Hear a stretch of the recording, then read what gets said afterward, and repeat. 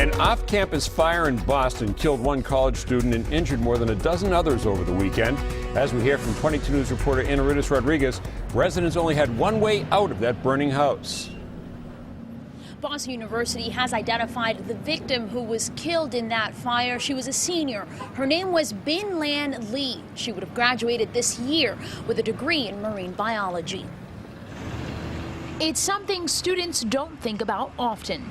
I know I myself don't think about fire safety all the time, and it's not something that's, in the front of my head. But a weekend fire 90 miles away in Allston hit home for some UMass students. The fire killed one Boston University student and injured 15 others. I'm really horrified because I'm from Boston myself. I have friends at Boston University, so I hope this can be prevented.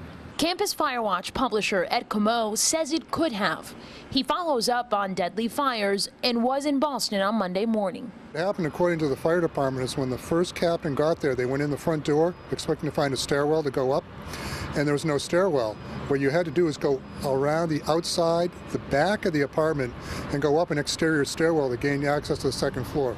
There are reports that 15 people lived in the home, but according to a property listing, the Linden Street house only has 7 bedrooms.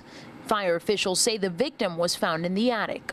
What's really important in any fire is to have 2 ways out. And the victim was found in the 3rd floor apartment, which had only interior access to a stairwell. They did not have a second means of egress. The fire also brings up the issue of overcrowding student rentals, which many say is common in Amherst. To be honest, rent is pretty expensive around here, so especially for a college kid. I mean, college is expensive enough, so to fork over like $600 a month for rent, so of course they try to squeeze as many as they can to make rent cheaper. And Comeau says that the number of exits a property must have in case of a fire varies with the type of occupancy, also with the number of people who are allowed to live in the property. He says there's no clear-cut answer, and that is going to be a big question and a topic of discussion in the investigation following this fire. He says any parents or students who would be apartment shopping this summer, they must make sure that the property that they're leasing out has at least 2 exits, even if that means a window. Live from our Hampshire County Bureau in Northampton tonight, Inaritus Rodriguez, 22 News.